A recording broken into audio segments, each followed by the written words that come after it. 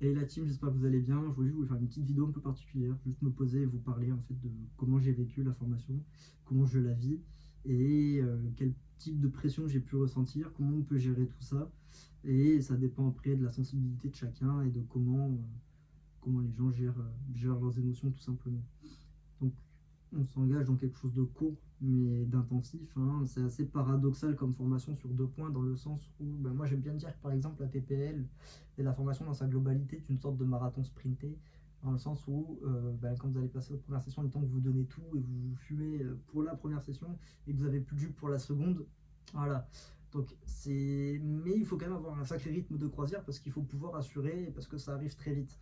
Donc c'est en ça que c'est assez paradoxal, parce qu'un marathon c'est censé être plutôt lent, un sprint plutôt rapide, et là en fait c'est un peu le mix des deux, en fait, savoir jauger son endurance, ses capacités mentales, ses capacités d'apprentissage aussi, de travail, et de pouvoir réussir tout en gérant un peu ce stress et cette pression qu'on peut se mettre au cours de la formation.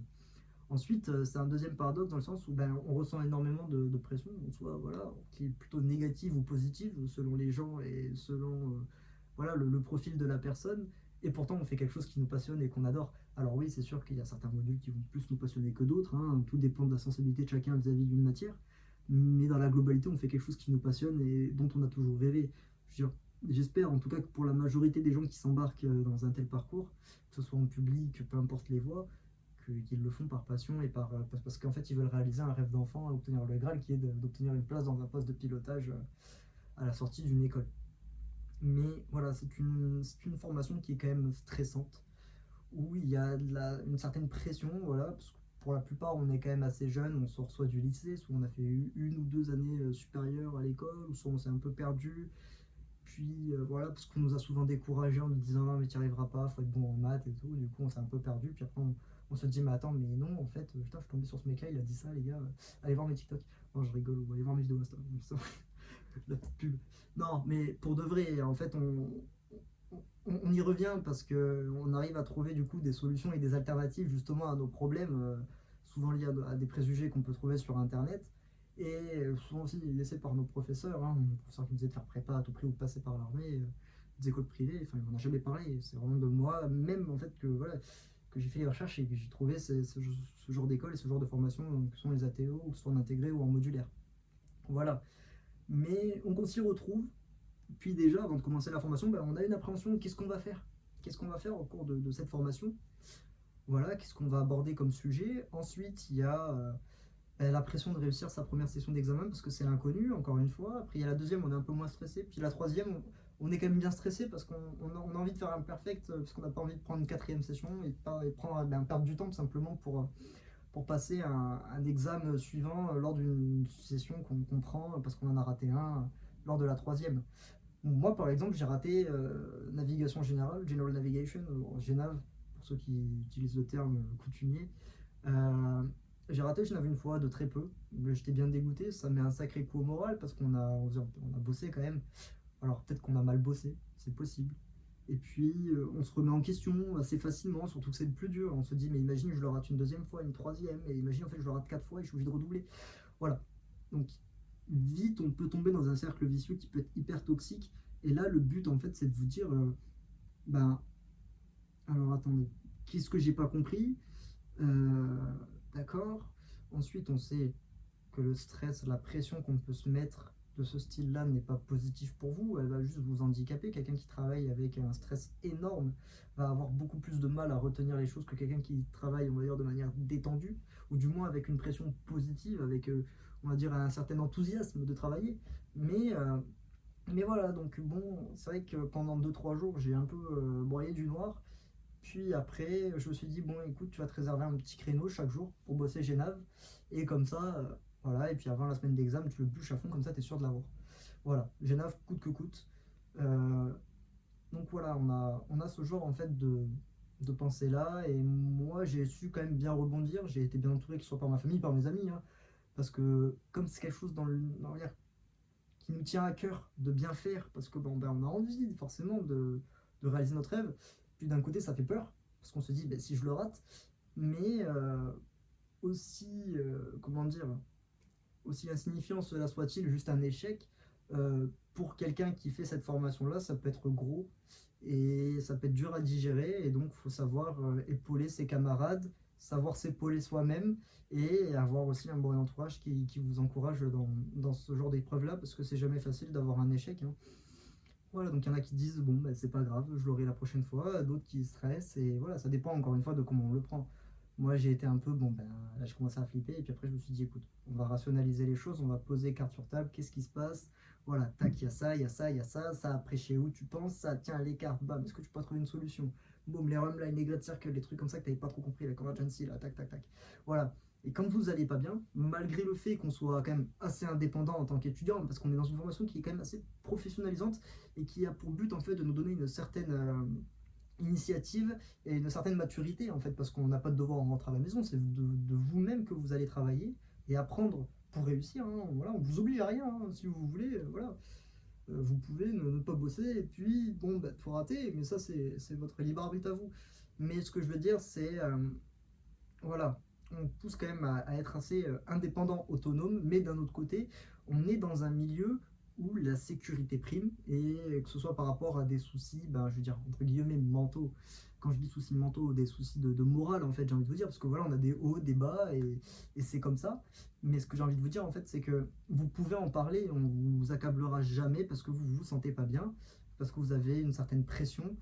Justement, parlez-en quand il y a des points que vous n'avez pas compris, des notions où vous êtes là, où vous galérez, ça vous fait, ça vous stresse, ça vous met mal, parce que là, vous dites le jour de l'examen, ça, je sais toujours pas le faire.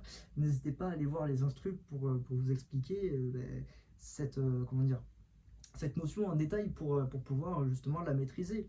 Donc, faut vraiment pas avoir honte en fait de poser des questions et ni stresser parce qu'on ne sait pas.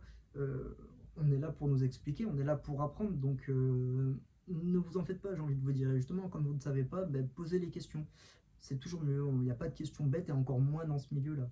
Ensuite, ben, il y a la phase de vol.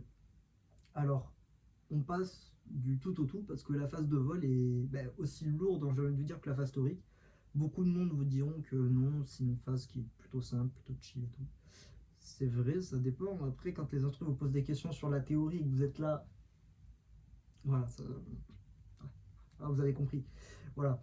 Donc bon, non, non, non, ce qu'il faut, c'est pas parce qu'on a fini la théorie que la théorie n'est plus là, hein, du tout. Donc justement, faut déjà, lors de cette phase de vol, se remémorer la théorie, puis apprendre de nouvelles choses en fait, ou des choses qu'on met en pratique. On va faire des erreurs, ça va nous arriver.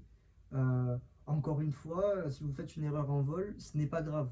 Vous êtes là pour apprendre, vous débutez, et pour certains qui n'ont jamais volé, bon bah oui, on va leur faire la remarque de leur erreur, mais c'est pas une remarque qui est faite en fait pour les descendre, c'est une remarque qui est faite pour ne plus la faire, parce qu'encore une fois, on est là pour apprendre. Justement, il faut en profiter parce qu'on a le droit à l'erreur en fait encore à ce niveau-là, et on a le droit justement d'apprendre de nos erreurs et de faire en sorte de les corriger pour ne plus les refaire, parce que vous savez, des fois les erreurs peuvent arriver de façon complètement aléatoire. C'est une erreur que vous n'avez jamais fait auparavant, vous êtes nickel sur ce point-là, sans même vous en rendre compte, hein, parce que c'est une question d'habitude, jusqu'au jour où, boum, voilà, et là vous êtes là, merde, putain j'ai fait ça, aïe, aïe, aïe, puis là vous en mordez un peu les doigts, vous commencez à stresser, alors qu'est-ce qui va m'arriver? Puis après, vous pensez à vous aussi, parce que bon, vous êtes en l'air. Voilà, hein, j'en ai fait moi-même des erreurs qui m'ont fait plus ou moins fait couler des sueurs froides. Ça peut arriver à n'importe qui et n'importe quand, en fait, j'ai envie de vous dire. Voilà, mais par contre, on sait une fois qu'on l'a fait, ça nous a marqué, donc on ne la refera pas. Et on ne le prend plus comme une simple habitude, si vous voulez. Et c'est vraiment là, voilà, dans ce schéma-là, qu'il faut se mettre, qu'il faut se conditionner. Par exemple, moi qui suis quelqu'un d'assez anxieux, en général, qui est toujours soucieux de bien faire, toujours très sérieux, toujours très organisé, et ben dès que je vais faire une erreur, je vais me retrouver complètement dans le désarroi et à ne plus savoir quoi faire. Puis après, deux entrées, j'ai sang froid. Et en fait, ça vous apprend en fait à vous dire, on pose les choses, qu'est-ce qui va pas? On analyse la situation. Et peu importe que ce soit dans un avion ou que ce soit dans votre vie de manière générale, pose les choses, qu'est-ce qui va pas? Attends, raison, raison. Calme-toi, raison, qu'est-ce qui se passe? Qu'est-ce que tu peux faire? Quel est le problème? Et après, voilà, essayer de trouver plusieurs solutions à votre problème. Le but est là, en fait, savoir manager un peu vos émotions et savoir ensuite manager le questionnement et le système, en fait, et de comprendre en fait, un peu tout ça. Alors, des fois, il y a des choses qu'on ne comprend pas. Mais quand ça dépend que de vous et d'une situation donnée, voilà, après il y a des choses, ça peut être, ça peut être juste, oui, pas de votre faute tout simplement. Par exemple, je sais pas, un avion qui a une panne, bon, bah, c'est pas de votre faute si l'avion il tombe en panne.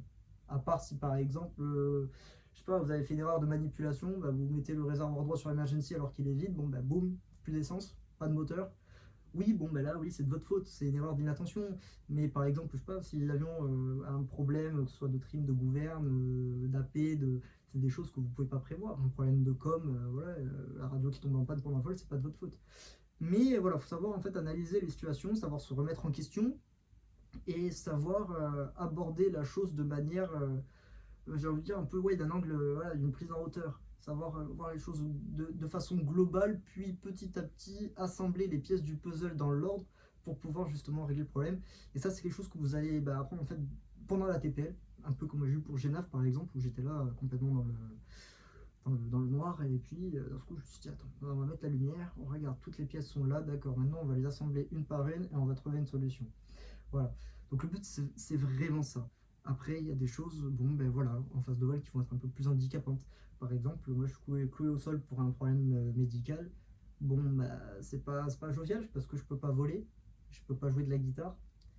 Et au final, bah, moi qui suis quand même quelqu'un d'assez hyperactif, d'assez productif et qui aime faire pas mal de choses diverses, bah, on se retrouve à ne plus pouvoir rien faire à part les exercices qu'on nous a donnés du coup à la maison.